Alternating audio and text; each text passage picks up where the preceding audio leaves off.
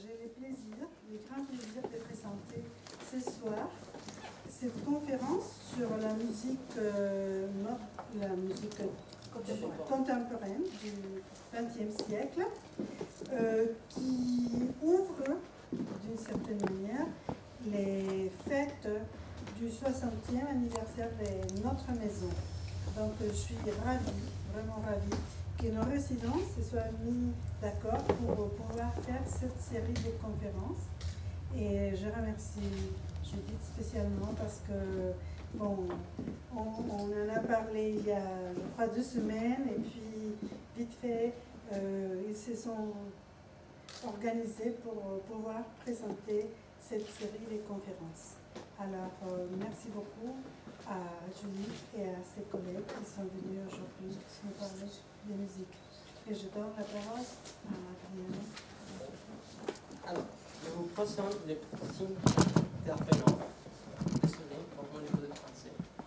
Et c'est au premier tour, Julie Romero, c'est du Mexique, professeur de musique au Conservatoire de Puebla.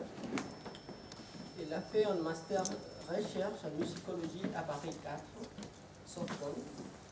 Et après, Alejandro Villagomez, il est professeur de la faculté de musique à l'Université autonome de Nuevo León, Mexique.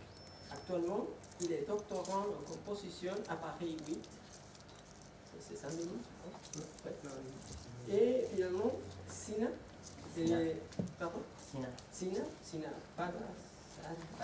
Parazadeh d'Iran. Et il était diplômé de la faculté des Beaux-Arts à Téhéran. Il est compositeur et musicologue. Actuellement, il est professeur de piano au Conservatoire de Saint-Louis-la-Forêt. Et voilà. Très merci d'être ici et merci. Donc, merci beaucoup pour votre présence. Merci surtout Madame la directrice de la Maison du Mexique, Martha Bricas, merci beaucoup pour l'invitation. Merci aussi à Carolina Rodriguez, en fait, celle qui nous a invités justement à lancer ce projet de table ronde donc pour la divulgation universitaire. Merci beaucoup Carolina pour cette belle initiative. Donc là, je vais vous expliquer. Donc moi, je vais commencer par une définition de ce que la musique contemporaine. Après, il y a les 2 compositeurs qui sont chacun à côté de moi, donc qui vont parler déjà des spécificités justement de la musique contemporaine. Et moi, je vais revenir à la fin justement pour faire un aperçu général de la musique contemporaine au Mexique. Donc j'espère que si vous avez des doutes, des questions, n'hésitez pas. Je pense qu'ils peuvent nous interrompre. Il s'agit aussi justement d'un dialogue.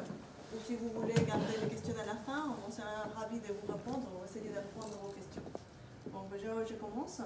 Donc, définir déjà la musique contemporaine pose un problème, celui du contexte historique et géographique.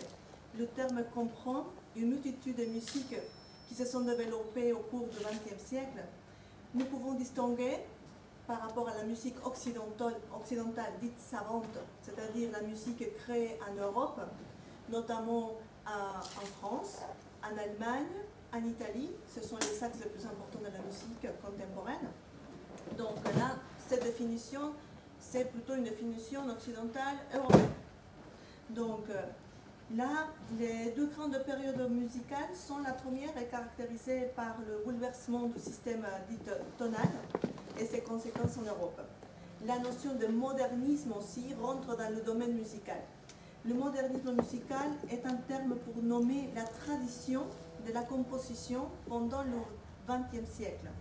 Il définit aussi les différentes tendances dans la théorie esthétique, l'évolution de la performance et l'érudition musicale.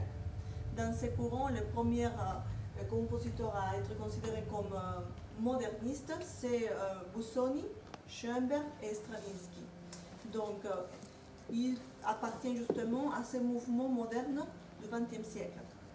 Donc cette modernité est issue du moment social, économique et politique du début du XXe siècle, c'est-à-dire le progrès de la science, la technologie et l'industrie, d'un autre côté la mécanisation, l'urbanisation, la culture des masses et le nationalisme.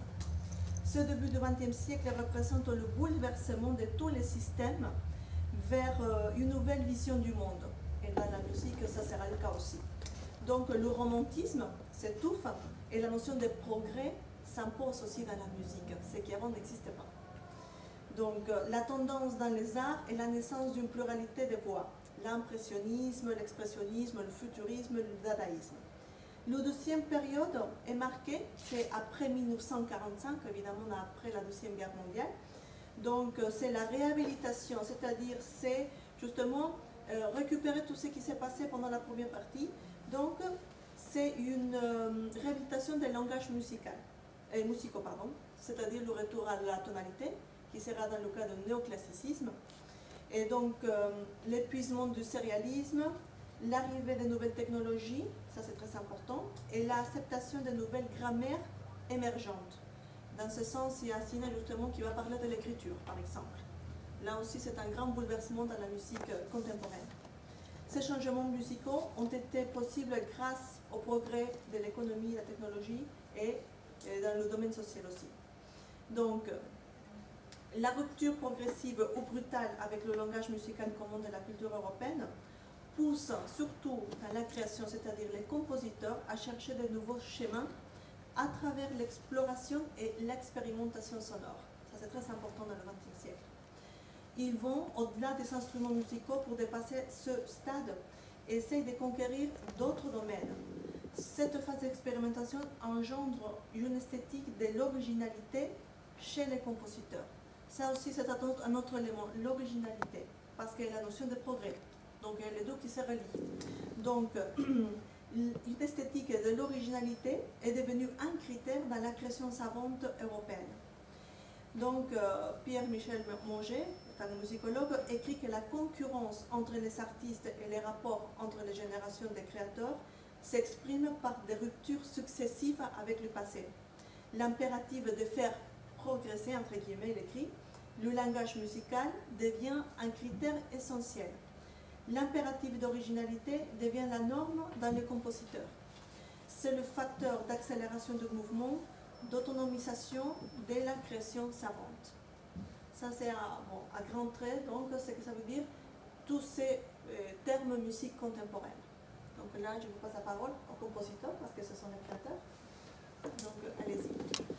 Si on continuait ce que Judith elle a dit, moi j'aime bien ajouter une chose que quand on part sur la musique, un compositeur, il travaille, normalement traditionnellement, il travaille sur 4 on peut dire, propriétés du son, à savoir, on peut dire la durée ou le rythme qu'il travaille, l'auteur, ou traditionnellement c'était les notes.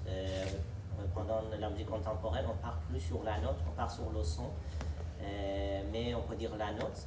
Après, l'intensité, ça veut dire les sons qui sont forts, les notes qui sont forts, les mouvements qui sont forts, les mouvements qui sont doux.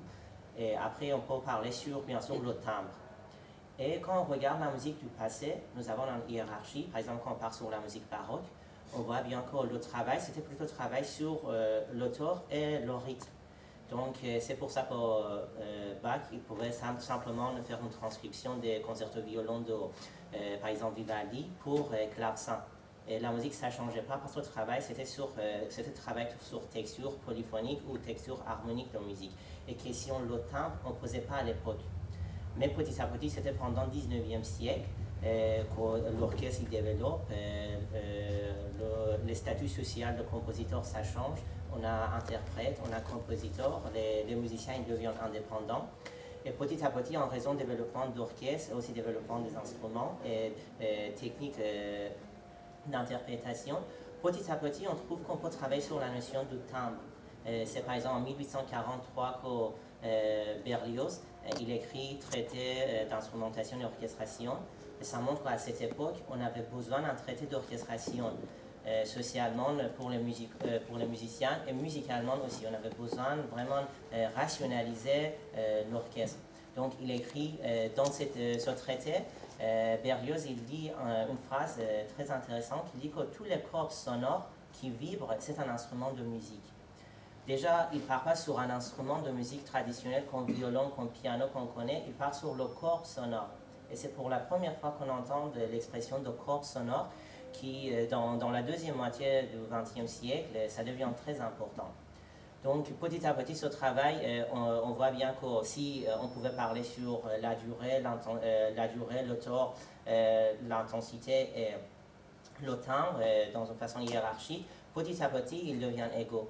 Donc, quand on va arriver au XXe siècle, on ne peut pas dire que maintenant, les notes sont plus importantes que la durée est plus importante que le temps. Non, ils sont tous maintenant égaux.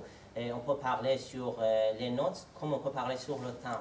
C'est par exemple, on voit bien que dans deuxième école de Vienne, c'est-à-dire les compositeurs comme Schoenberg, Webern, Alban Berg, on part sur la notion de Klangfarbenmelodie ou mélodie du temps, c'est-à-dire le compositeur, il essaye de composer les temps.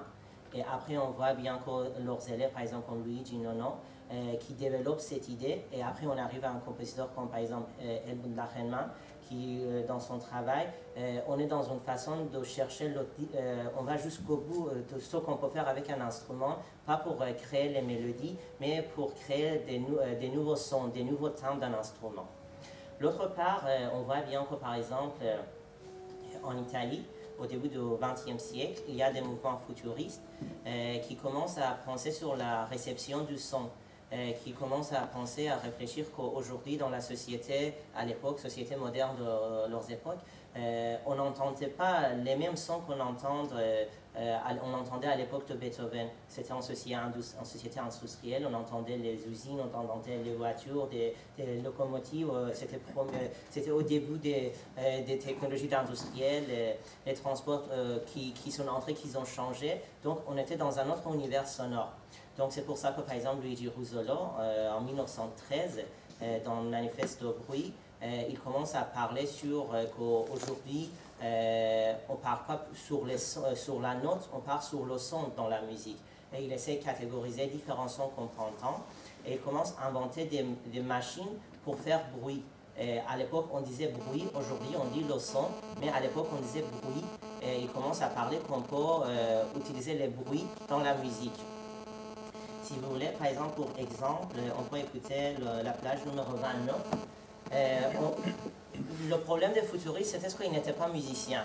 Les futuristes, à la base, ils étaient peintres. Donc, quand on entend leurs œuvres, ça manque un peu de musique, à mon avis, mais quand même, l'idée est intéressante, l'idée est importante qu'on peut utiliser le bruit dans la musique. Donc, maintenant, on écoute une idée qui est simple, on entend un simple gang comme do, ré, mi, fa, sol, la, si, do, mais avec des machines qui font bruit, on ajoute le bruit. Bien sûr, comme enregistrement, c'est un ancien enregistrement, la qualité n'est pas très agréable, mais quand même, quand on écoute, on entend bien la relation entre les notes et les bruits qui entourent la note.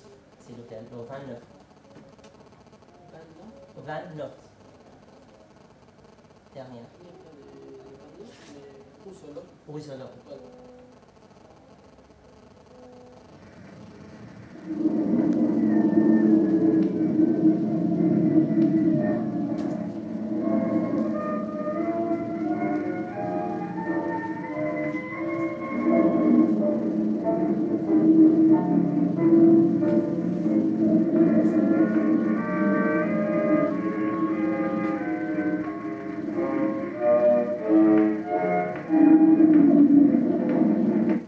Désolé, on est obligé de couper pour qu'on puisse avancer. Et cette idée, on voit bien que cette idée de bruit qui entre dans la musique, après, ça continue cette idée chez des futuristes russes. Parce que chez les futuristes italiens, l'idée c'est créer des machines qui font bruit. Mais chez les futuristes russes, pour la première fois, on entre en studio pour trouver comment on peut manipuler le son et l'image, bien sûr, parce que c'était d'abord, il était des cinéastes, et la relation entre le son et l'image qui devient importante. Donc on part sur le montage, il travaille sur le montage, sur le mixage à les studios. Un des plus importants, c'est Dziga Vertov, qui commence à travailler sur cette idée. Il présente l'idée de Cinéoi, par exemple, qu'on peut comparer par des idées qui viennent plus tard. Donc on est dans cette idée de travail et manipuler l'image et le son dans les studios. Après Dziga Vertov, on peut parler sur un événement quand même très important. C'est un cinéaste allemand qui s'appelle Walter Ruttmann. Pendant les années 30, il crée un film sonore. C'est-à-dire qu'on entre dans la salle, on est dans le noir, et l'écran est noir, on ne voit rien sur l'écran, Mais par contre, on entend le son. La pièce, elle s'appelle Wochenende, ou le week-end, et il essaye de faire des événements qui peuvent arriver pendant le week-end. Donc c'est à l'auditeur imaginer l'événement, mais il entend le son, et par rapport au son qu'il entend, il essaye d'imaginer le film. Donc on est dans le montage, dans le travail sur le son pour créer, pour donner des images. Et si on peut écouter, c'est Rootman. 20 bits si je ne me trompe pas. Ok, il y a un temps.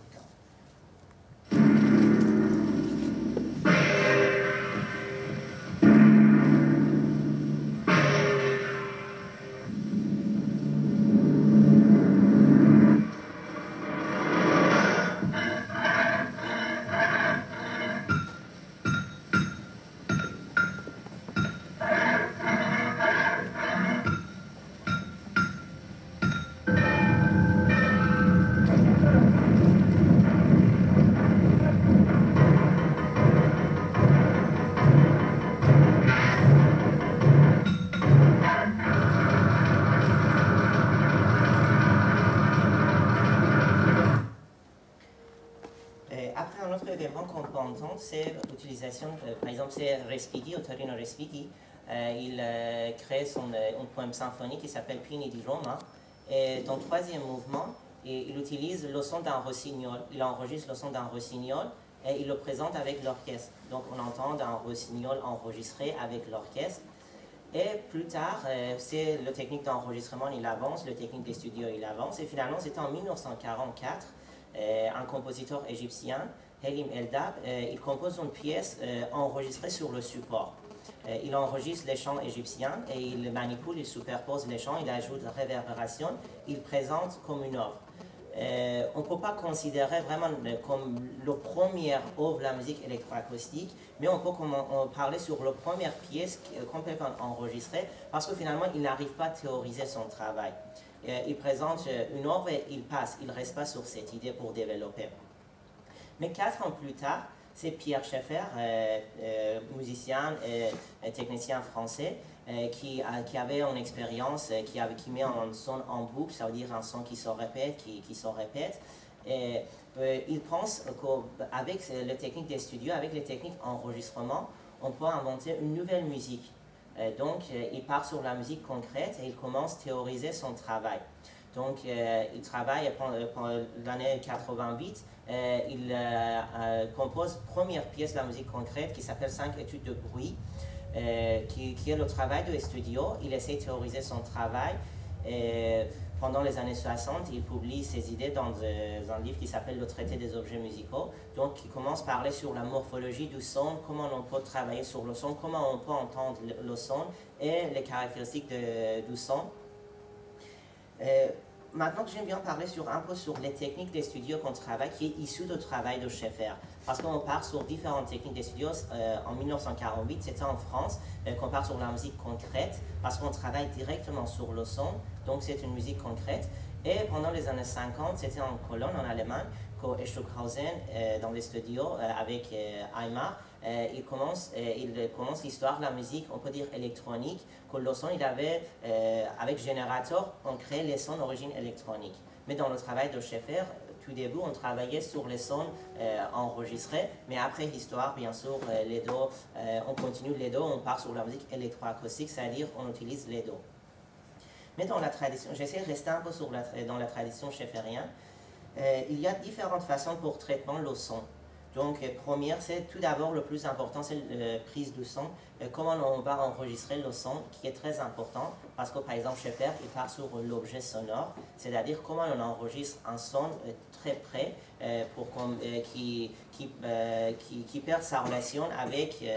On va décontextualiser le son, c'est un peu microscopique. Donc, quand on entend le son, on ne pense plus à la source du son, mais on pense au son en tant que tel. C'est quoi les spécifiques de ce son? C'est quoi ses profils? On a parlé sur dynamique, on part sur profil dynamique. Ça veut dire comment dynamique dans le son qu'on entend, ça développe pendant le temps. Ou on part sur profil d'auteur, ça veut dire les fréquences qu'on entend, comment ils vont développer dans le temps. Ou différentes, on part sur plutôt des enveloppes. Donc, cette première étape, c'est la prise du son qui est très importante.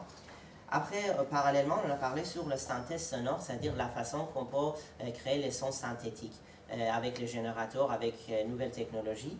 Mais on peut écouter, par exemple, pour avoir une idée, je vous propose d'écouter une pièce de Triola de Ivo Malek, le début, 1er novembre, qui est, on a utilisé le synthétiseur pour créer le son. Donc, ici, c'est Triola, c'est le 4, s'il vous plaît. 4. Ivo Malek. Malek.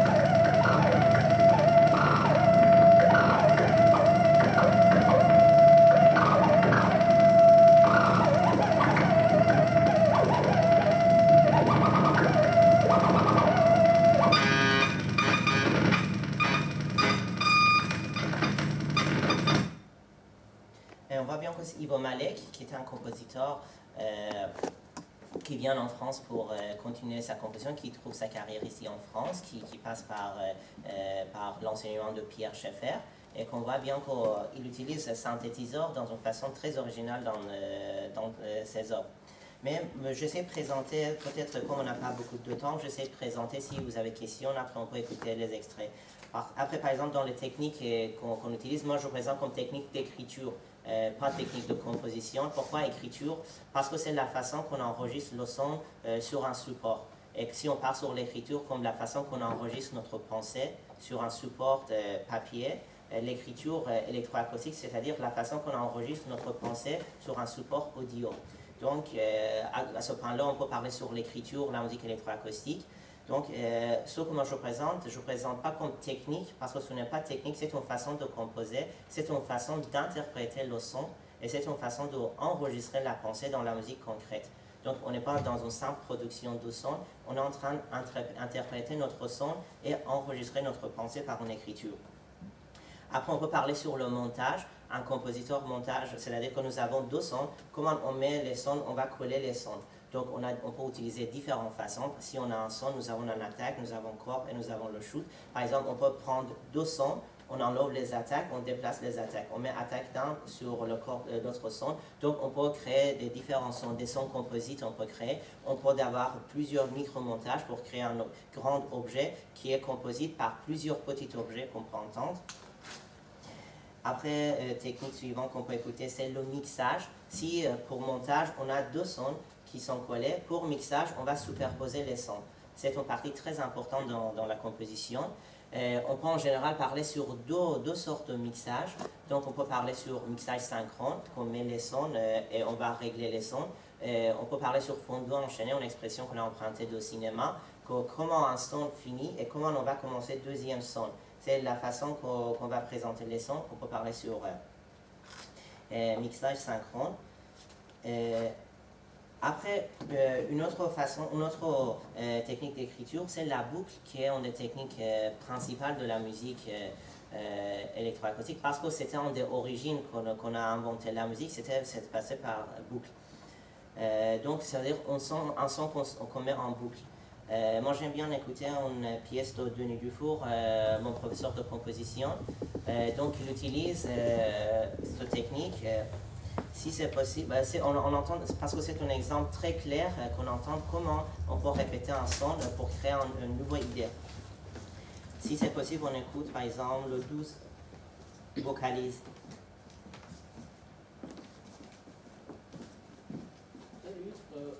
Interlude.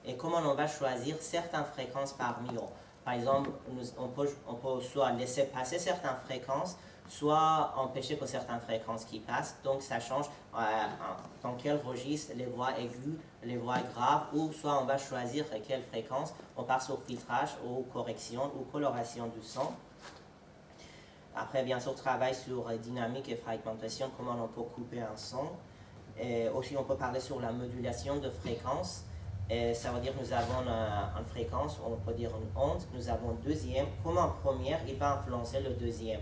Par exemple, c'est le principe de beaucoup de synthétiseurs, c'est ça, on met le premier son, on a première fréquence, on donne deuxième fréquence et leur relation. Et aussi, on peut parler sur modulation en anneau. C'est qu'on donne deux fréquences, par exemple 60 Hz et 400 Hz.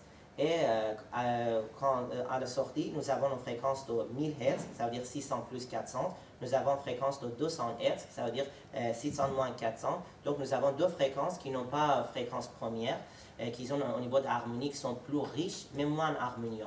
Donc on utilise beaucoup dans la musique, on dit la musique mixte, c'est-à-dire nous avons un son d'instrument, et nous avons un deuxième son qui a origine électronique. Donc, à l'issue, nous avons deux fréquences qui sont différentes, qui vont manipuler le son de notre instrument. Pour exemple, j'aime bien écouter, par exemple, le dernier exemple, c'est une pièce de Stockhausen. C'est la pièce qui s'appelle Mantra. C'est pour deux pianos, un modulateur en anneau, deux bouts de bloc et deux séries de cymbales. Donc, on entend comment il manipule les fréquences de piano pour entendre de nouvelles sonorités. On peut distinguer trois sonorités. Un, c'est comme un piano préparé ou un piano qui n'est pas assez accordé, si on veut dire. Mais il y a un projet, bien sûr, défini. Quelle fréquence, comment je veux avoir ça. Deuxième, nous avons l'effet de trémolo, ça veut dire un son qui est un son qui fait comme ça. Et troisième, nous avons des nouvelles sonorités qui montent ou qui descendent, peut-être on peut écouter, ça va être plus clair. Stockhausen, le premier, c'est 21, je crois.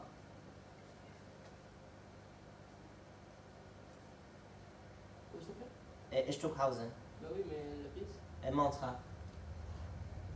À la fin, il y a 3 mantras, on peut écouter le premier. Oui, merci.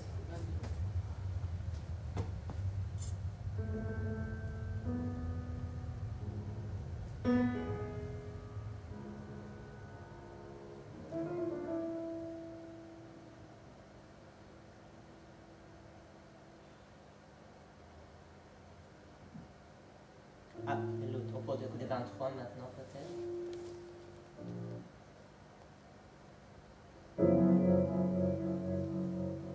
C'est l'effet de trémolo qu'on entend.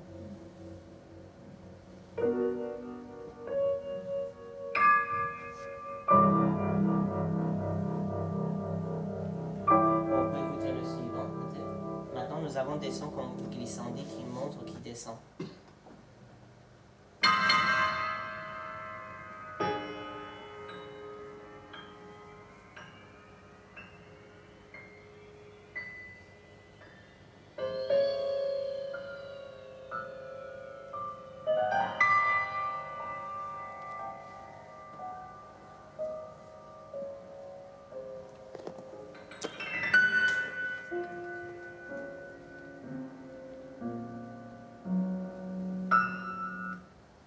J'ai essayé rapidement de présenter les premières techniques qu'on utilise dans la musique dite concrète, et plus tard on a donné le nom acousmatique ou la musique des sons fixés, parce que la musique est fixée sur le support, malgré que j'ai choisi des extraits de la musique instrumentale.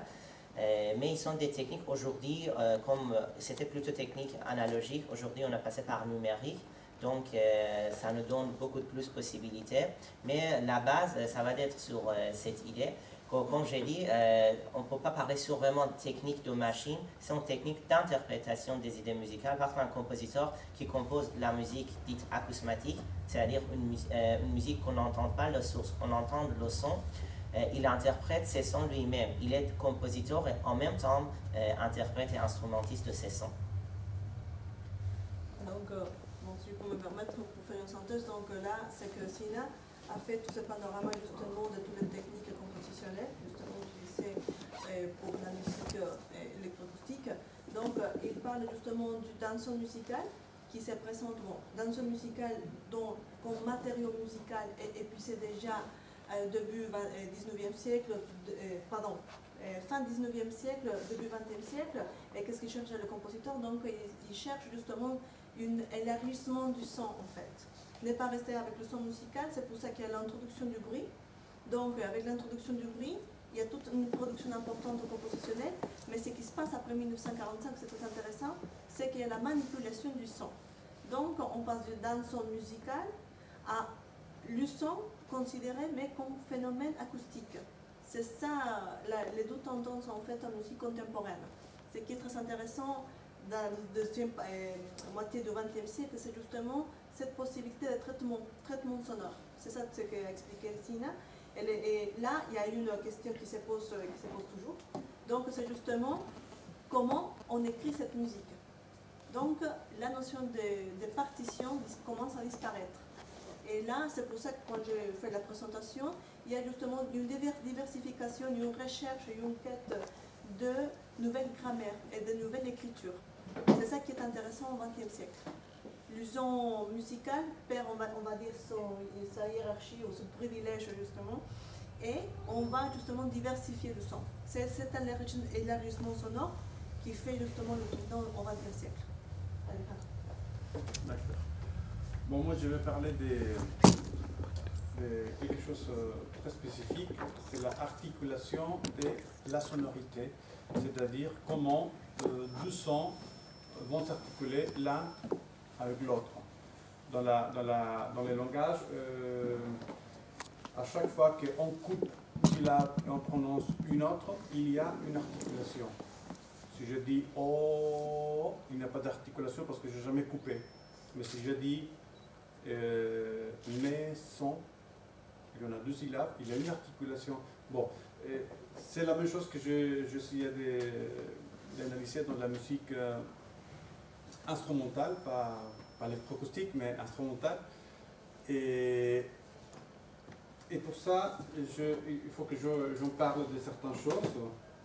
D'abord, j'aimerais, pour la sonorité, disons que j'utilise ce qui est l'objet sonore, parce que la sonorité c'est très ample, mais j'utilise le concept d'objet sonore individuel et objet sonore multiple. Un objet sonore, par exemple, ça peut être une note, par exemple là, j'ai une note individuelle, seule. Pourtant, ça pour moi c'est un objet sonore individuel. Là j'ai une deuxième, un troisième et un quatrième.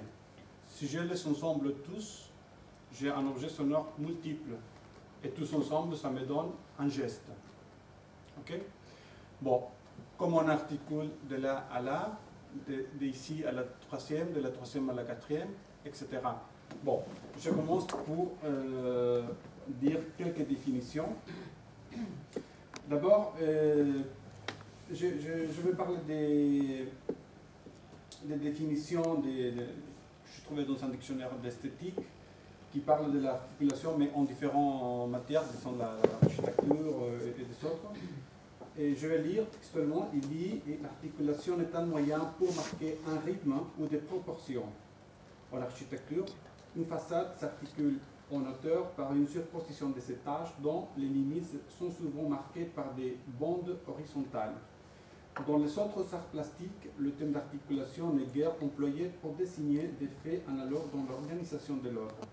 Les arts plastiques figuratifs exigent la connaissance des articulations des corps vivants. Elles servent non seulement à marquer les proportions, mais à régler la justesse et la liberté des mouvements et des attitudes dans les compositions figuratives. En musique, l'articulation concerne les modes d'émission et d'enchaînement des sons. C'est la netteté même de l'émission des sons, leur groupement selon des exigences plutôt techniques que musicales. L'articulation est la condition du phrasé. Dans le langage, on entend par bonne articulation une prononciation distincte. L'accent tonique et les coupés rythmiques sont encore d'autres moyens d'articuler que la musique verbale a en commun avec la musique instrumentale. C'est-à-dire que l'articulation, on peut les prendre de deux façons, soit comment on produit le son et comment on l'enchaîne. Les deux catégories plus connues d'articulation, c'est le staccato ou le legato. Et le staccato, c'est qu'on fait comme ça, par exemple, et le legato, c'est qu'on a un son, on enchaîne un son avec un autre, son coupé, on le superpose et on n'a jamais un silence. Ça, c'est un legato. Mais moi, ce qui m'intéresse, c'est pas trop l'articulation, disons, comment elle se produit le son, sinon comment elle s'enchaîne plutôt à une autre. Parce que l'articulation, ce qui m'intéresse de l'articulation de la musique contemporaine, c'est dans quelle mesure elle est partie du langage musical du compositeur. Parce que chaque compositeur a sa façon d'articuler sa musique. Et l'articulation aussi, elle structure la forme d'une œuvre. Ça, on va aller voir un peu plus loin. Alors moi, je continue. Enzio Forsblom, il dit, pour l'articulation, nous entendons ici la union ou séparation des notes, à travers lesquelles l'expression de la ligne mélodique peut être affectée. En opposant à cela, les lésions du phrasé unissent les notes qui appartiennent ensemble à la phrase et qui distinguent les phrases entre elles. De même, Keller a dit à ce propos que l'articulation est pour la mélodie le plus important moyen d'expression. Keller fait aussi la distinction entre phrasé et articulation en disant le mot phrasé et articulation ont à la base des significations différentes. Le phrasé, c'est plus ou moins la subdivision de la pensée. Sa fonction de lier ensemble les subdivisions de la pensée musicale des phrases et de les distinguer entre elles. Il a la même fonction que les signes de ponctuation dans les langages. D'autre part, la fonction d'articulation musicale, c'est l'union ou la séparation des notes individuelles. Elle laisse le contenu intellectuel d'une ligne mélodique inviolable, mais elle détermine son expression. Jecker fait référence à la durée de chaque note. Peut avoir selon la méthode d'articulation choisie. Il explique que les notes peuvent être jouées plus longues, plus courtes que sa valeur nominale. L'ajustement de la quantité de silence entre les notes, la stratégie la plus évidente de l'articulation, est loin d'être la seule possibilité. Et dans la démarche de Jecker, elle met en évidence l'importance de l'articulation dans l'interprétation de la musique ancienne pour la caractérisation de ce thème et la relation qu'il y a entre la perception et le résultat de différentes articulations. Ça veut dire que ça dépend comment on articule, ça dépend de la perception qu'on va avoir de la pièce. On sait que dans la musique ancienne, par exemple, les phrasés sont très courts, pendant que dans la musique romantique, les phrasés sont très très longs, sont beaucoup plus longs, sont plus expressifs. Bien. En raison, je continue, en raison du champ d'action de l'articulation musicale, la musique constitue un système de différences qui structure les tons sur la catégorie du sonore et possède une syntaxe. L'analyse est possible parce que la musique est articulée, c'est-à-dire constituée d'éléments qui s'unissent pour former des unités de plus grand ordre. Traitons du système de différence de la syntaxe. Paulina Drigin écrit « La musique produit une certaine relation entre les sons dans la tradition instrumentale occidentale qui ont pour point commun d'articuler des entités fixes, les notes. Si la musique occidentale a pu autant se comparer à un langage possédant des règles syntaxiques, celles de la modalité ou de la tonalité fonctionnelle ou non, c'est parce que cette articulation peut se construire de manière fluide et bien déterminée que sont les notes. Les notes constituent dans la culture musicale occidentale une donnée élémentaire pertinente pour construire des relations musicales déterminantes identifiables. Là, on voit par exemple les 4 premières notes. Ils font un geste, comme je disais, c'est une entité. Mais je vais revenir plus loin à cet exemple. Et dans la musique, là je parle un peu en général de l'articulation de la musique ancienne, ce qu'il avait avant, mais là je commence à entrer plus dans la musique atonale du XXe siècle. Et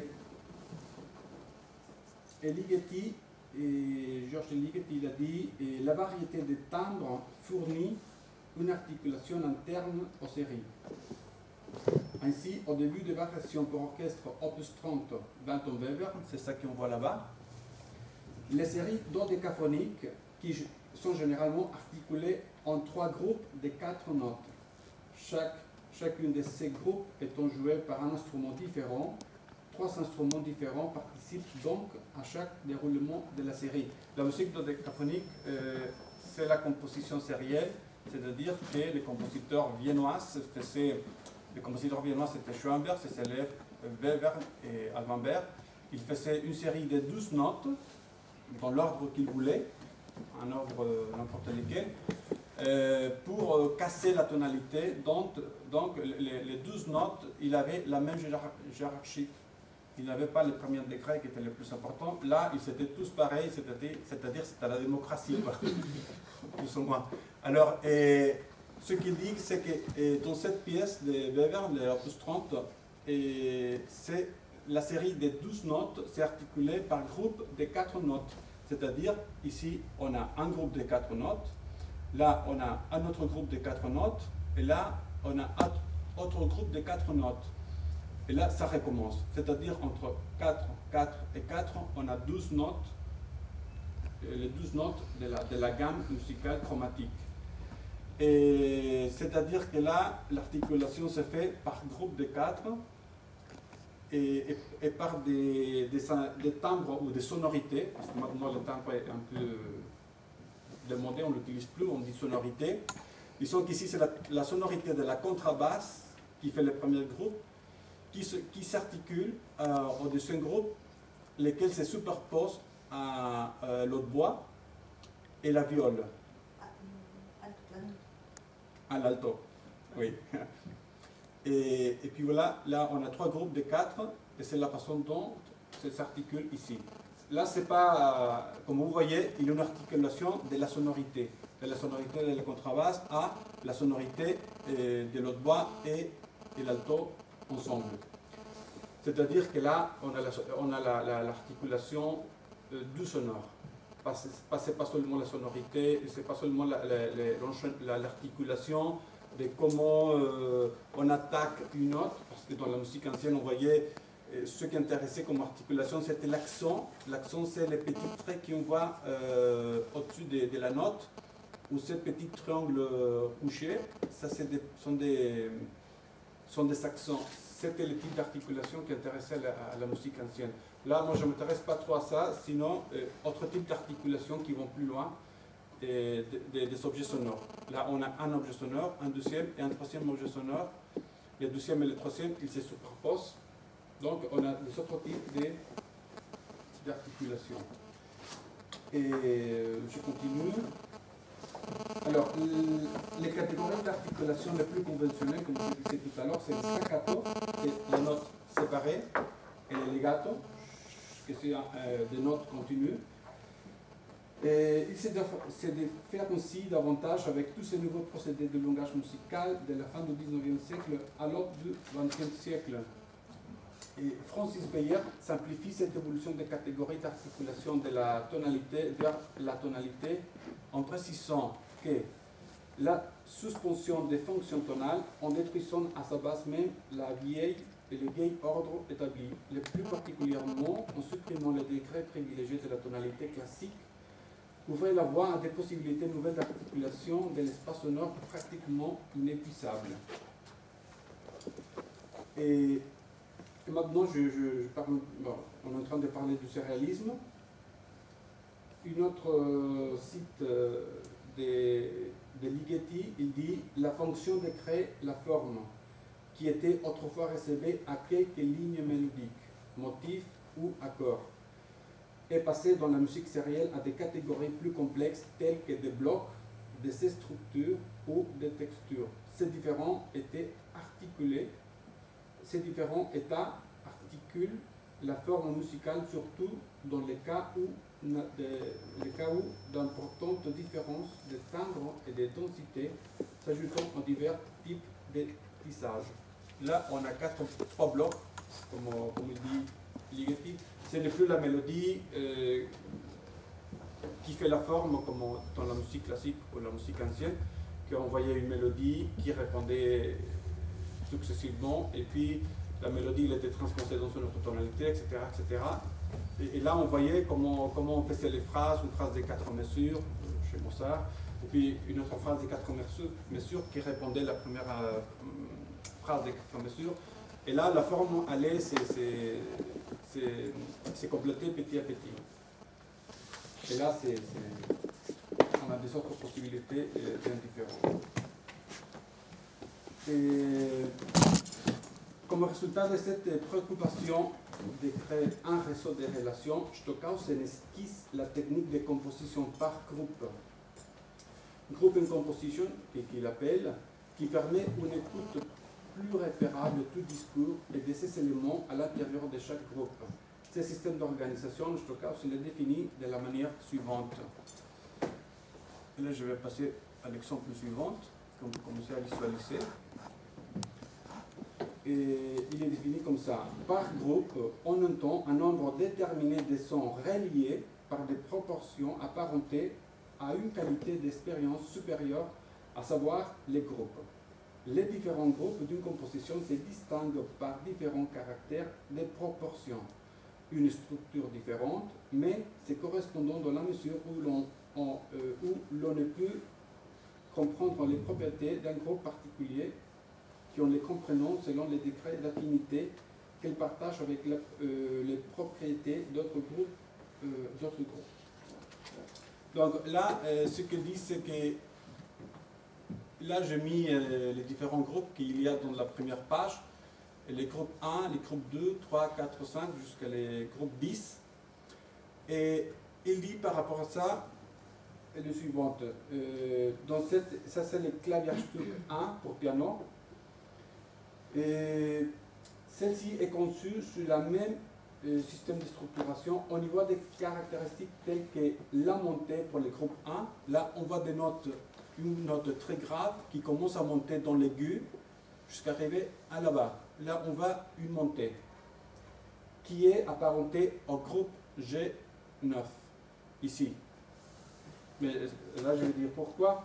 Où les attaques et apparitions des sonorités sont renversées, sorte de crescendo, technique utilisée dans la musique électroacoustique, attaque au mouvement contraire, reverse, qui a parlé tout à l'heure Sina. Bon. C'est-à-dire, là, on voit une pédale. Quand on met la pédale dans le piano, on commence à jouer les notes et les sons commencent à s'accumuler. Là, on aura 1, 2, 3, 4, 5, 6 notes qui vont s'accumuler, c'est-à-dire qu'il y a une espèce de crescendo. Et dans les groupes 9, c'est le contraire. On voit un accord de beaucoup de notes, et petit à petit commence à avoir des silences. Les notes qui sont jouées en accord au début commencent à se taire, pour finir finalement avec 4 notes, c'est-à-dire c'est une espèce de décrescendo de la masse sonore. Alors le groupe 1 s'est apparenté avec le groupe 9. C'est ça qui l'intéressait à Stockhausen. Et les autres parentés, par exemple le groupe 3, il est apparenté au groupe 8. Et tous les deux commencent avec une silence, comme les autres groupes aussi, comme le 10. Et une autre chose entre les groupes G1 et les groupes 2, par exemple ces deux groupes, c'est qu'ici on a une montée, et puis les groupes 2, il fait encore des notes plus aiguës, et il fait une descente vers les graves. On a un crescendo, décrescendo, parce que Stockhausen, il faisait aussi des contrastes, c'est-à-dire qu'il faisait des longs, courts, montées, descentes, et des choses comme ça. Et là, on voit une articulation par contraste de montée et descente, etc. Après, une autre ligne, c'est l'articulation par sonorité, qui est non moins important que la technique de composition de 12 ans, qui a eu aussi un très grand impact et influence sur la composition du XXe siècle, et sur laquelle a été renouvelée la conception de l'articulation et le développement du discours par bloc de sonorités différentes. Là, on a 10 blocs. Chaque groupe est un bloc. Dans l'exemple que j'ai mis tout à l'heure, c'est aussi des blocs. Debussy a transformé la notion de musique à partir de cette nouvelle conception sonore, le devenir musical par des images où il entendait chaque élément du tableau. Et pour Debussy, un exemple représentatif de ce système d'organisation sonore est justement la mer, que je vais mettre là. Là, on a les 2 premières pages de la mer, du 12e mouvement. C'est une pièce orchestrale. Et là, on voit des blocs sonores. Par exemple, j'ai mis les premiers blocs sonores des 2 mesures. C'est le bloc sonore 1 et le bloc sonore 1 bis. Tous les deux sont exactement pareils, sauf que le 12e a 2 notes à la flûte. Ces 2 notes vont relier, vont articuler avec le bloc sonore 2.1. C'est comme ça que les blocs sonores BS, SA, S1 s'articuler avec le bloc sonore 2.1 à travers ces 2 petites notes. Et là, c'est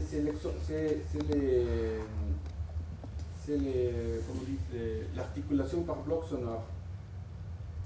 Alors, tout ça, tous ces premiers blocs, ça devient un décor sonore et que pour Debussy, c'est un accord timbre. En fait, toutes ces notes qui sont là, c'est un accord et cela se fait un accord timbre. Pour lui, un accord, c'est une timbre, ce n'est pas une fonction spécifique. C'est une autre conception de la sonorité. Là, on a 2 fois la même chose, là. Et plus loin, il y a une articulation par la variation des sonorités entre les 2.1 et les 2.2. Là, on a 2 blocs. Et là, dans la variation, par exemple, on a des 2 côtés, on a les bois. Par bois, on entend la flûte et les clarinettes. Là, on a les flûtes et la clarinette, mais ils font des, c'est-à-dire c'est la même sonorité, mais ils font des gestes différents. Là, on a une descente, ta ta ta ta ta ta ta ta, et là, c'est des trémolos. On a les cordes, sauf qu'ici, on a seulement les violoncelles, et on n'a plus les violons et l'alto. Donc, ce type d'articulation, je l'appelais l'articulation par variation sonore similaire. Similaire parce que ce sont presque les mêmes instruments. Et une variation sonore quand on enlève les autres cordes qui étaient là, plus on a un cymbale. C'est une façon d'articuler aussi. Une autre articulation que j'ai repérée, là il faut dire que je suis en train de chercher de nouveaux types d'articulation, plus loin de l'articulation de comme on joue une note, si c'est staccato, si c'est legato. Là, je suis allé des articulations encore plus loin de la musique contemporaine. Si on voit les corps, cette figure qu'on a ici, dans les 2 corps, dans les 3 corps, c'est exactement la même figure qui est là. On commence par un silence, et puis les 3 notes, que c'est un accord, et puis exactement la même chose, ça devient là, mais plus loin. Et entre les 2, il y a quelques silences, où les autres instruments, ils font des autres choses. Alors, quand ça, en fait, c'est un geste. Quand un geste ou un objet sonore individuel revient plus loin, exactement pareil, sans aucune modification, parce que tous les 2 sont pianissimo, avec un décrescendo. Là, j'appelle l'articulation des mémoires gestuelles statiques. Statique, ça veut dire qu'il n'y a pas de changement. Mais c'est une articulation gestuelle, parce que c'est le même geste, par la mémoire, parce que la mémoire, ça nous renvoie au geste que nous avions entendu avant. C'est une façon d'articuler un événement passé avec un événement futur. C'est autre type d'articulation dont je suis en train de parler. Bon, plus loin, là je quitte la mer et je passe à Pierre Schaeffer, que c'est celui qui a commencé avec la musique concrète dont parlait Sina. Et je le nomme Pierre Schaeffer. Pour lui, sa définition d'articulation, c'était plutôt l'articulation appui, il appelait comme ça. C'était la rupture du continu sonore en événements énergétiques successifs distincts. C'est-à-dire qu'il fallait des silences entre une sonorité et une autre sonorité pour pouvoir avoir ce type d'articulation. Règle de la musique non articulée aussi. Et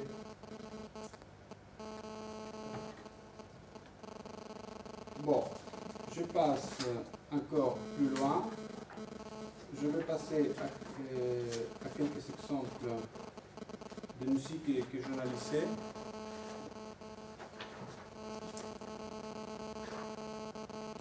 Donc, j'ai fait quelques analyses de pièces de compositeurs qui à l'époque ils étaient vivants. Il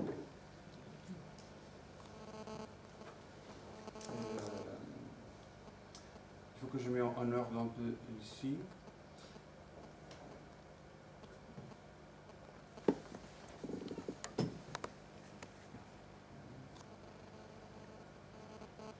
Là, c'est une pièce pour violoncelle seul, c'est-à-dire que j'analysais seulement des pièces pour violoncelle pour pouvoir avoir une comparaison plus repérable.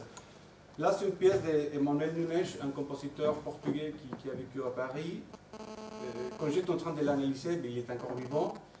Et quand j'étais en pleine analyse, il venait de décéder. Il est décédé le 2 septembre de l'année dernière. J'étais en pleine analyse quand je suis qu'il est décédé. Il était mon professeur de composition. Alors ça m'a fait un choc assez spécial. Bon, là,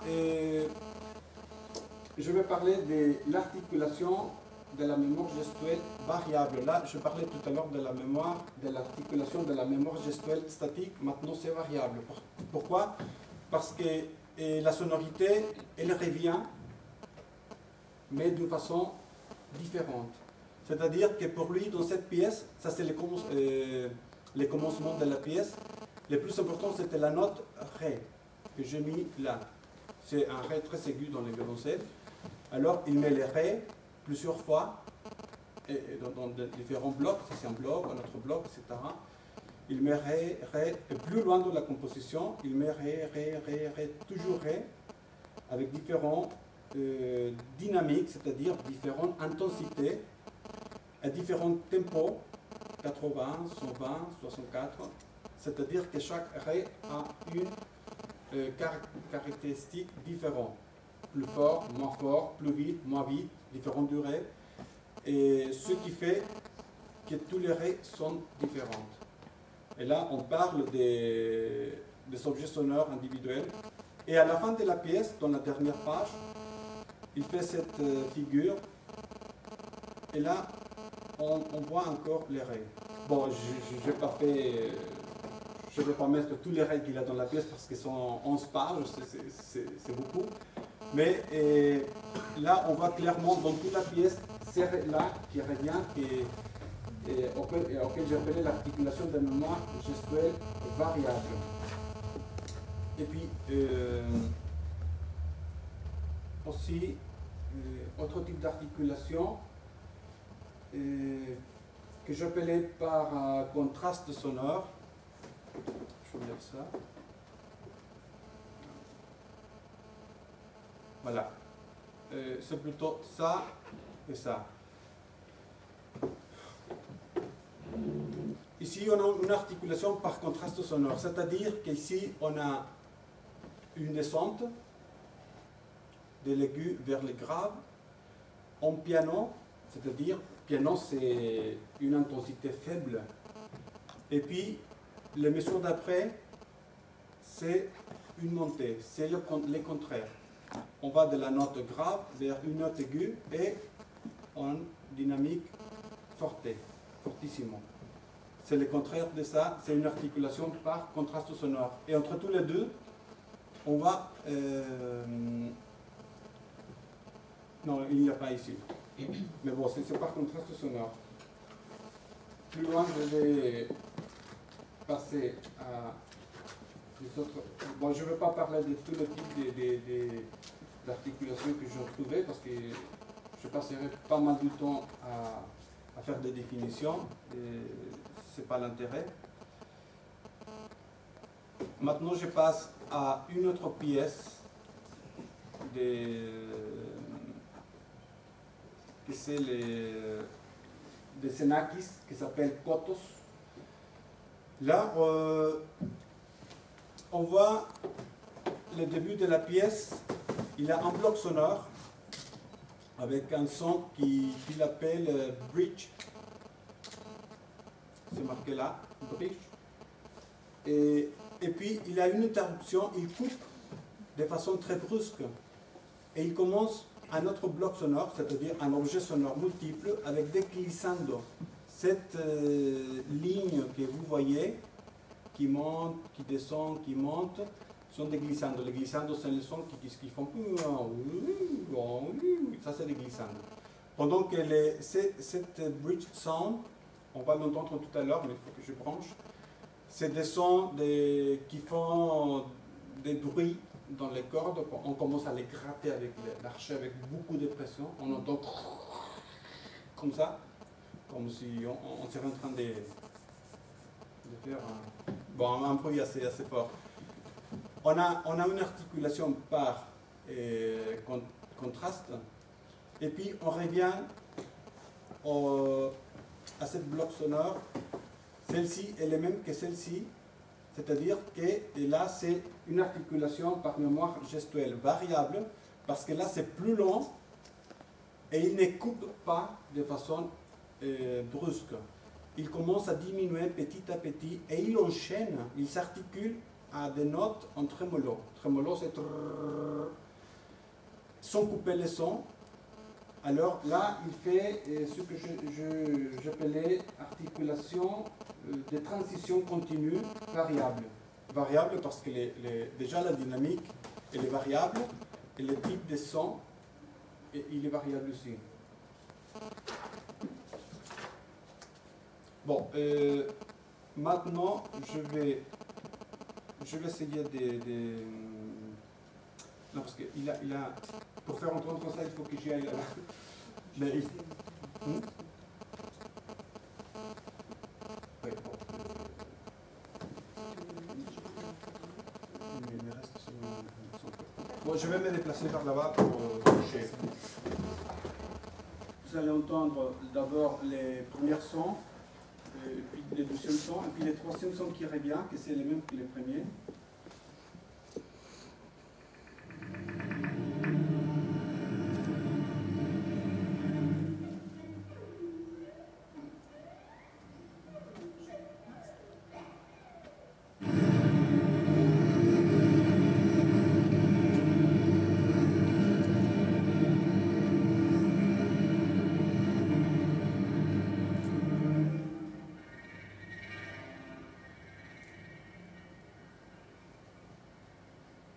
Vous voyez, la deuxième fois que vous avez entendu la ligne qui est en bas, vous avez fait appel à la mémoire gestuelle de ce qu'on avait entendu au début.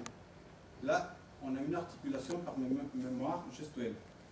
Bien, et cette pièce, je fais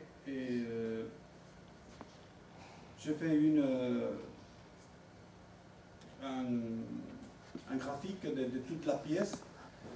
Bon, là c'est comme ça, mais je ne peux pas la mettre comme il faut pour la lire. Il faut tourner un peu la tête. Désolé, ça sert de gymnastique. Bon, et les premières sons que vous avez entendues, c'est ici, les premiers points, et c'est les sons de bridge, et puis les glissements, et puis les bridges encore une fois, Et puis il va un troisième son, un quatrième son. Et chaque point, c'est une façon de jouer la musique. Et à chaque fois qu'on passe d'un point à un autre point, il y a une articulation. Il y a différents types d'articulation. Et alors, je disais tout à l'heure comment l'articulation peut structurer une œuvre, une forme. Et là, on va, pour moi, j'ai 4 parties. J'ai trouvé 4 parties. D'abord, c'est jusqu'ici. On voit que tous les points sont dans les 3 premières lignes, à exception de celle-ci. Après, je trouvais une deuxième partie qui est là. Et là, on commence à voir des nouveaux types de sonorités. Et la première ligne, les premiers sons qu'on a entendus, il n'est plus là. Et on commence à entrer dans des autres types de sonorités, avec des autres types d'articulations. Et puis, une troisième partie, c'est ici. On trouve de nouveaux types d'articulation de sonorités. Et on commence à quitter les sonorités qu'on avait entendues avant. Et puis, finalement, la dernière partie que j'ai trouvée, c'est ces sons-là qui sont là. Et ici, il y a une dernière et différente sonorité. Par sonorité, je veux dire aussi une différente façon d'articuler le son. Et les premiers sons d'un début qui revient, les premières, les deuxièmes et les troisièmes sons reviennent à la fin comme une espèce d'articulation de la mémoire gestuelle. Ok? La mémoire, ça nous revient au début. Et c'est comme ça que l'articulation peut structurer la forme d'une pièce. Et là, moi j'ai trouvé 4 parties très claires, où on passait d'une chose à autre, et puis on revenait à des éléments qu'on avait entendus avant. Et puis la pièce s'est structurée, et chaque compositeur que je analysais, il avait des articulations qui étaient les mêmes, des autres qui n'étaient pas les mêmes. Et chacun articulait selon, structurait sa pièce selon les articulations qu'il savait utiliser. Voilà, c'est ça la communication que je voulais vous partager. Bon, donc je crois que je voulais justement essayer de faire un aperçu général de la musique contemporaine au Mexique, mais je crois que c'est le plus possible. En tout cas, je vous promets, Madame Marta Brigas, je ferai ça une autre fois. Ça me fera plaisir parce que bon, là on est vraiment limité par le temps. Donc en tout cas, je remercie Alejandro, je remercie Seina pour cette explication, même si c'est technique, et aussi à vous de votre patience parce que ce sont des termes des fois très techniques dans la musique contemporaine. Et je vous remercie pour cette opportunité de montrer ce qu'on fait, ce qu'on travaille ici en France. Merci beaucoup et si vous avez des questions, on est ici pour vous. Merci. Moi, je ne connais pas aucune chose de la théorie musicale, mais je connais un peu de la théorie de la communication. Donc, je voudrais savoir comment est-ce que les nouveaux musiciens, par exemple les musiciens du rap, comment est-ce qu'ils écrivent la musique, surtout quand ils n'utilisent pas aucun instrument musical, quand ils utilisent la corde, par exemple, pour faire de la musique. Et si cette écriture, c'est de chacun, si c'est une écriture universelle, si c'est une écriture narrative, descriptive, comment est-ce que ça marche, la sémantique pour écrire sa musique, si c'est différent dans tous les cas, il y a des signes, il y a des mots, qu'est-ce qui passe? Il y a une sorte de musique qu'on dit tradition d'oral. Donc moi je ne suis pas connaissant de la musique rap, mais il me semble que de toute façon ils ont une idée centrale. Après il y a des musiques qui n'ont pas basé sur la musique elle-même, mais ils sont basés sur l'aspect social, sur les paroles. Et il me semble que dans la musique rap, ce qui prend plus d'importance, ce n'est pas la musique elle-même, mais c'est les paroles qui deviennent plus importantes. Et après, on peut voir que, par exemple, les sociétés qui sont des, on va dire, interlocuteurs, les sociétés qui sont, comme parler sur la musique commerciale, je veux dire, les sociétés qui sont clients de cette musique, on peut voir qu'est-ce qu'ils cherchent, parce qu'on part sur la musique savante, et quand on part sur la musique savante, bien sûr, on est dans un développement des techniques d'écriture, développement du français, Mais il y a une sorte de musique qu'on considère comme la musique de divertissement, qui n'est pas forcément une musique pour, au niveau musical pour réfléchir, peut-être au niveau social, peut-être l'autre chose qui prend d'importance. Mais dans la musique rap, il y a une idée principale et après il y a des groupes qui se trouvent, qui travaillent ensemble et qui donnent des idées. Alors moi je fais comme ci, tu fais comme ça. C'est des paroles et le rythme que la langue il impose qui devient important. On entend bien par exemple la musique rap française et la musique rap américaine. Au niveau de paroles, on peut comparer, ça peut être une recherche. C'est lequel est plus réussite, la musique rap américaine avec la langue anglaise ou la musique rap française avec la langue française. On peut comparer la notion de la langue dans les deux. Sinon, on est dans des certaines idées rythmiques. Comment ça continue, comment ça développe les idées rythmiques. Ce qui est plus important, c'est ce qu'ils travaillent ensemble, ils composent la musique ensemble. C'est une sorte d'intuition aussi qui peut entrer dans la musique. D'un concert à l'autre, la musique ça change. Ce qu'ils font ça change, leur état ça change. Donc la musique ça change aussi. Donc on ne peut pas entendre la même chose exactement dans le concert suivant. On est dans une sorte, pas exactement d'intuition, quand même c'est une musique préparée, mais préparée pas dans une façon écrite. Préparée, c'est un groupe qui travaille ensemble. Mais je ne sais pas, est-ce que vous avez des choses à ajouter? Donc là, ce qu'on constate par exemple dans la musique contemporaine au XXe siècle, c'est justement la dématérialisation. Donc, qu'est-ce qui se passe? Donc là, comme ils ont parlé justement de musique concrète, là, ce qui intéresse, c'est justement le concept, ce qui revient justement, c'est le concept de support sonore. En fait, ça a été possible justement grâce au développement de la technologie qui a permis justement l'enregistrement. C'est pour ça que la notion je l'avais déjà dit, donc là, la dématérialisation de la partition donc, permet aussi de chercher de nouvelles écritures. Hein. Donc, dans le contexte savant, c'est très important, il y a des théoriciens par rapport à ça, il y a beaucoup de démarches. Hein. Il y a par exemple, là, les partitions, il y a des partitions comme les dernières qu'on a vues avec Alejandro, donc les partitions sont extrêmement chargées, non seulement des signes musicaux, mais aussi des paroles. Des paroles, des signes, symboles, ça c'est une diversification. Donc il y avait un prof, il maintenait la retraite, Jean-Yves Brosseur à la Sorbonne, donc il parlait justement de ces trois formes d'écriture, graphique, verbale et symbolique. Ce sont les trois formes et évidemment ça dépend de chaque démarche de chaque musicien, chaque compositeur d'inventer ou d'en utiliser. Mais parler d'une standardisation, c'est impossible au XXe siècle. D'accord, merci. Bon, c'est pas une question, c'est d'un exemple de mon représentation du concept d'articulation, parce qu'à partir de l'interprétation, une interprétation de la communication. Parce que j'écoutais que l'articulation excusez-moi, docteur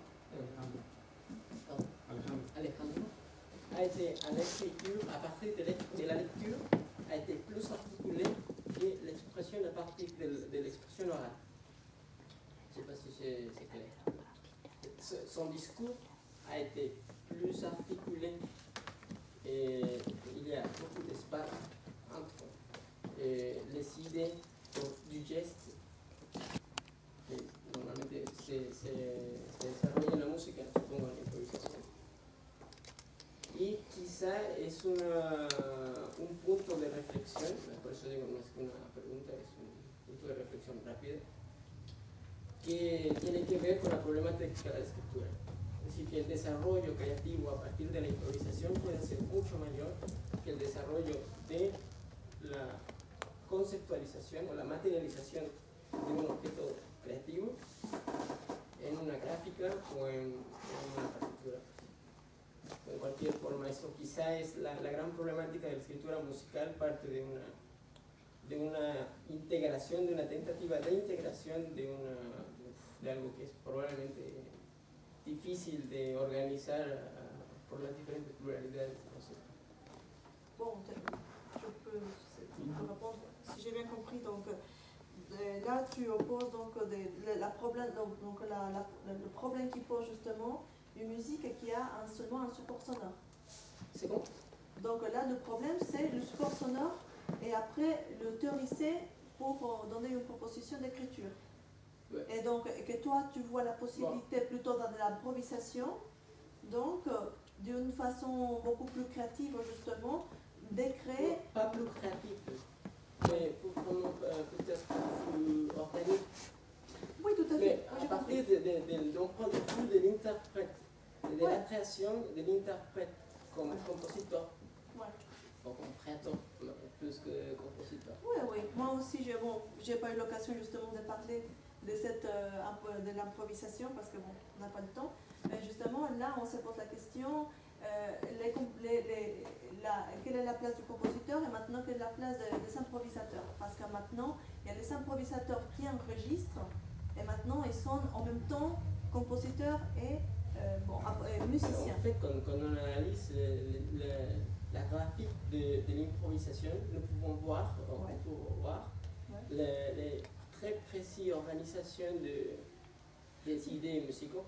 Oui, évidemment, mais tu sais, l'idée d'improvisation, bon, il y a beaucoup de théories là-dessus, donc, mais là, l'improvisation, mais est-ce que c'est vraiment une improvisation? Donc, je pense que la personne part toujours, part de mémoire. Oui, en fait, c'est à partir d'un code. Tout à fait, partagé. Les matériaux sont très différents. Oui, donc là, tu peux distinguer de différentes improvisations, c'est que l'improvisation libre et l'improvisation générative. C'est l'emploi au moment Oui, c'est ça. C'est ça, l'emploi des éléments du code, d'un code. Oui, n'importe quel. N'importe quel, voilà. Mais au moment de faire la musique.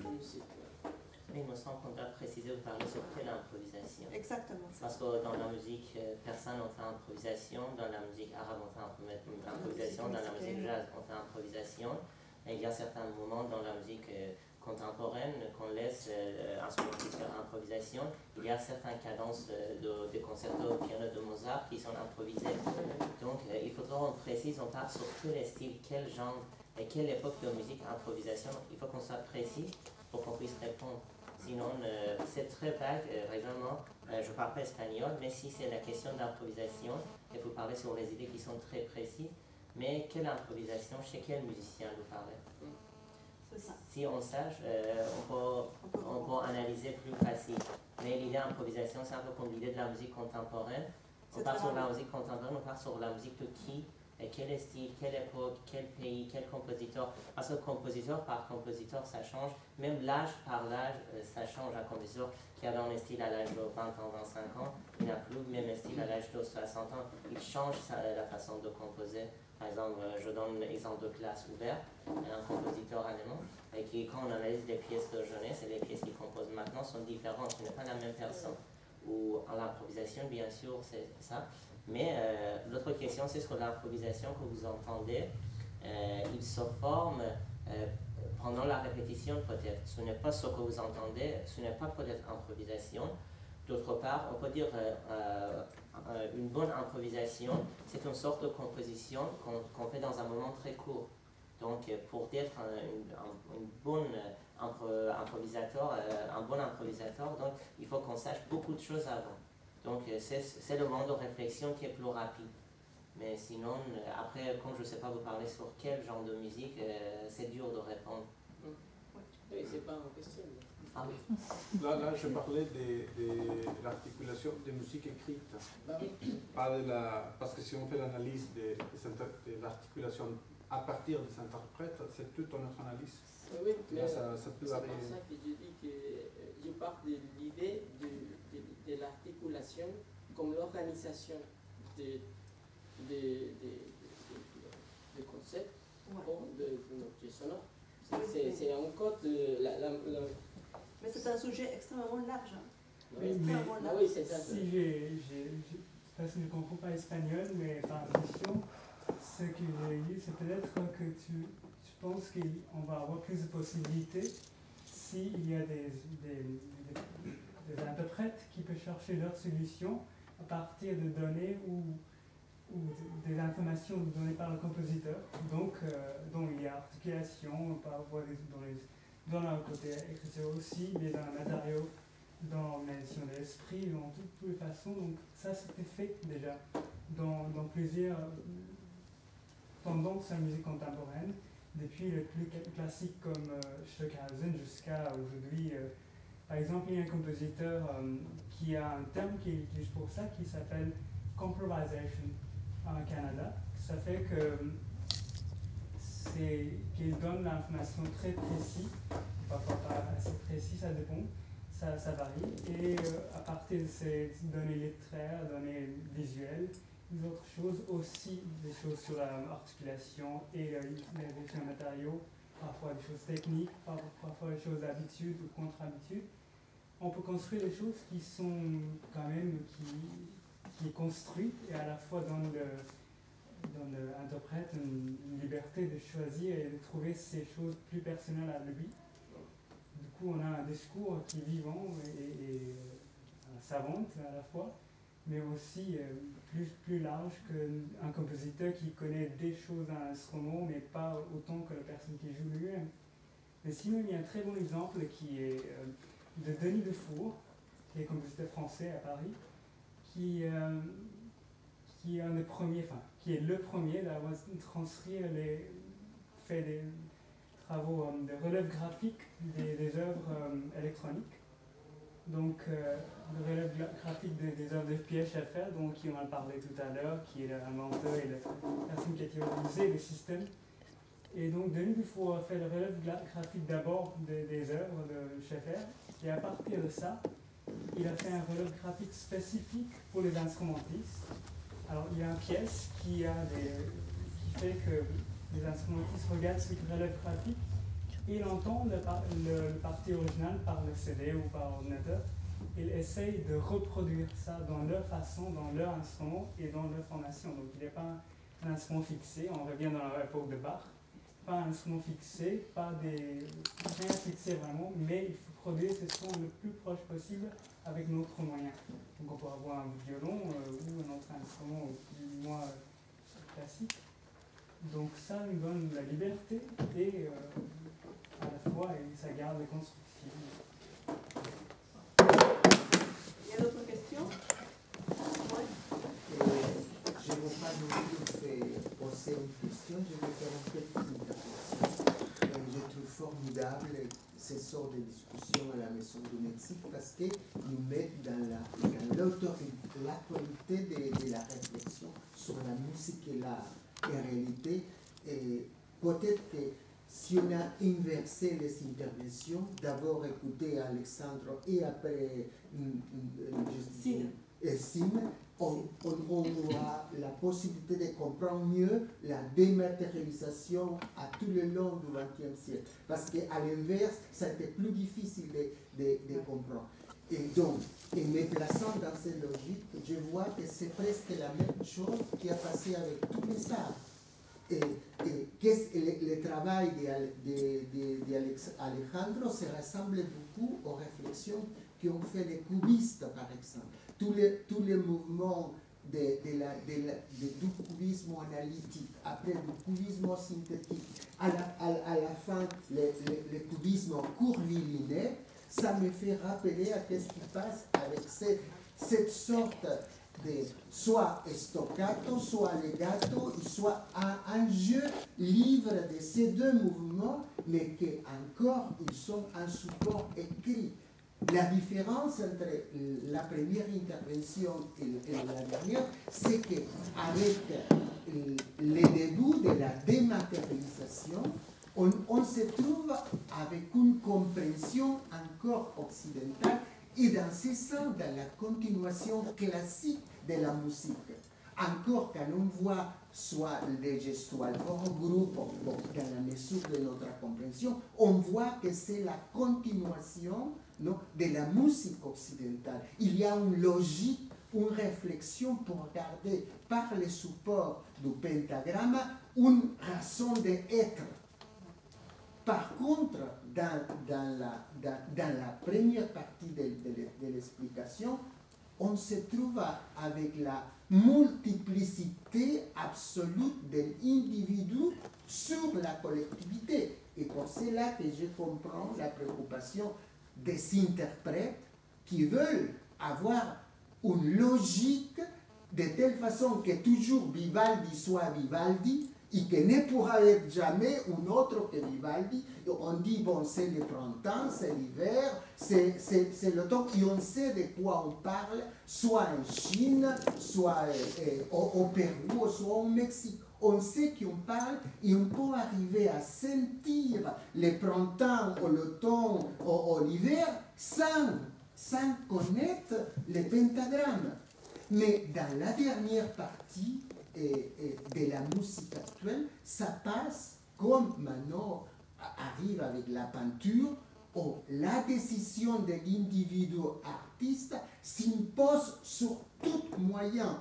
Il n'y a pas un instrument, il n'y a pas un objet, il n'y a pas un concept. Tout est dilué à la décision de la volonté de l'individu. Et le danger là, c'est le danger de la suppression de l'incommunication. Et l'homme est seul. La société moderne nous conduit par les moyens d'une multiplicité de consommation à la solitude absolue.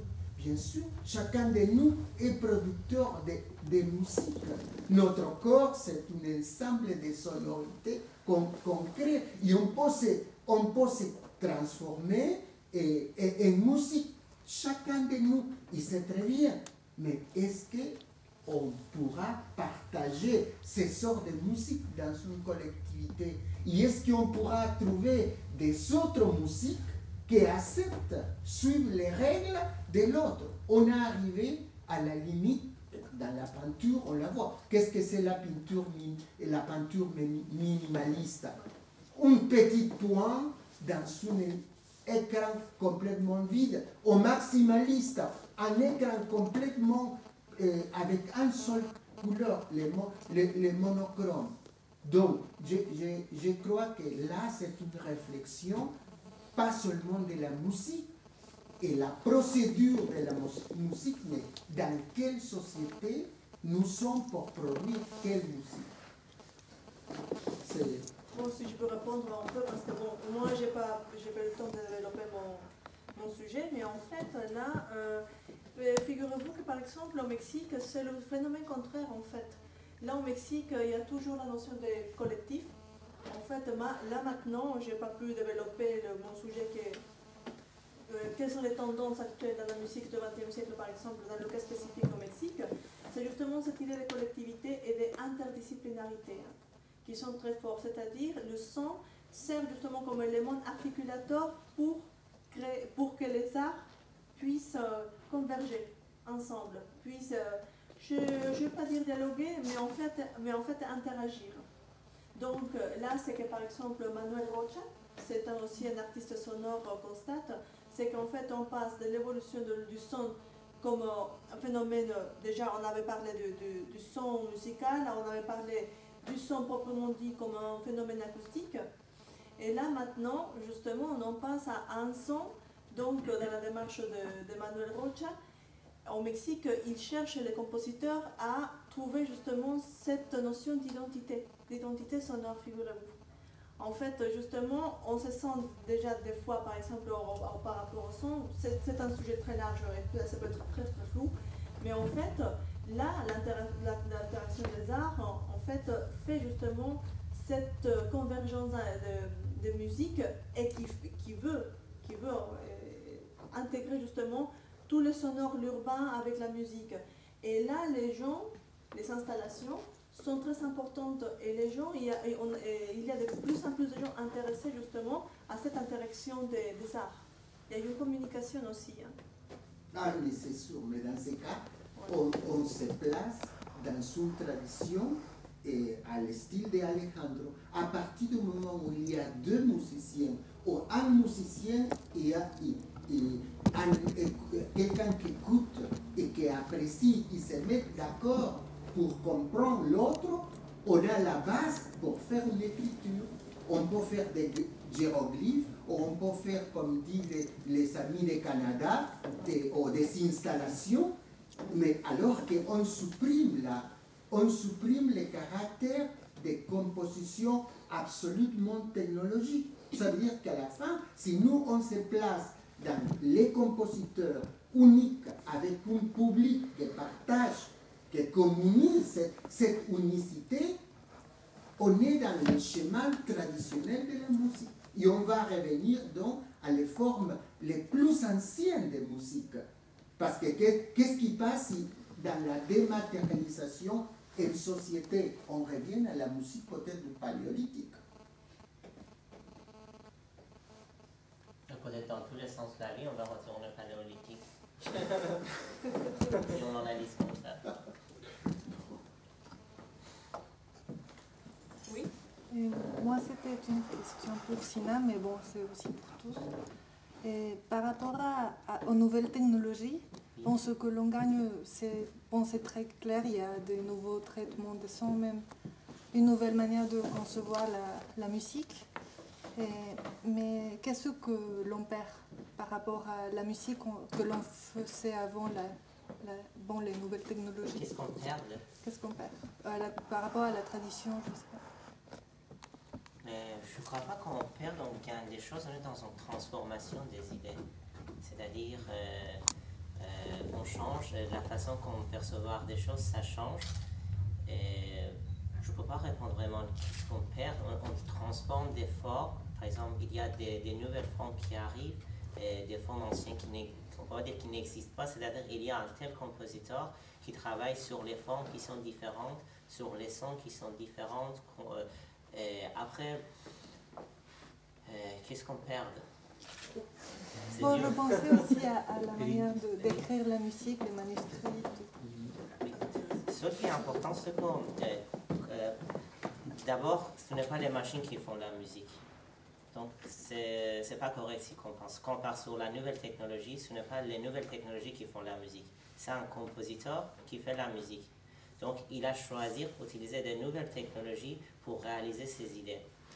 Donc, c'est le compositeur qui fait sa musique. Donc, il utilise des nouvelles technologies.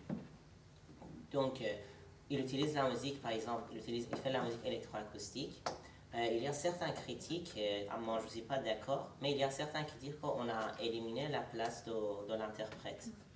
Mais on a remplacé la place d'interprète, ça veut dire maintenant compositeur lui-même, dans certains cas de la musique. C'est-à-dire, moi je parle maintenant sur la musique des sons fixés, comme appelle Michel Chion, c'est-à-dire une musique qu'on travaille au studio, on compose, on finit, on enregistre sur le support.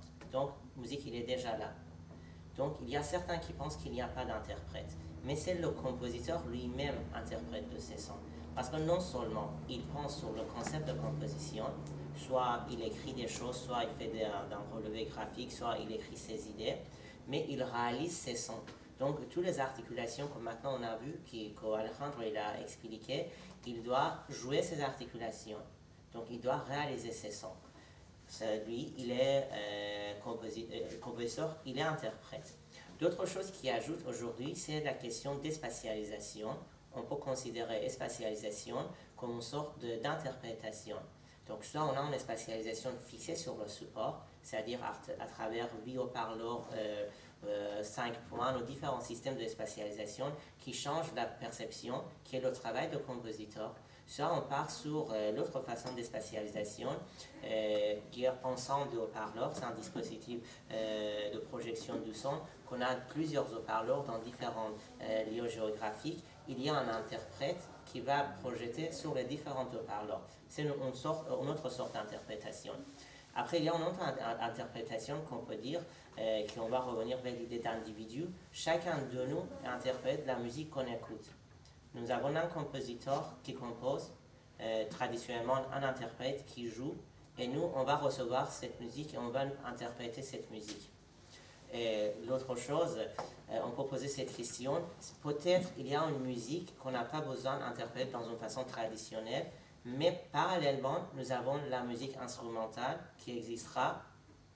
On ne peut pas éliminer la musique instrumentale, il existe dans différentes sortes, soit en collaboration avec nouvelles technologies, ça peut être la musique de temps réel, soit la musique instrumentale pure qui continue, et nous avons quand même cette idée.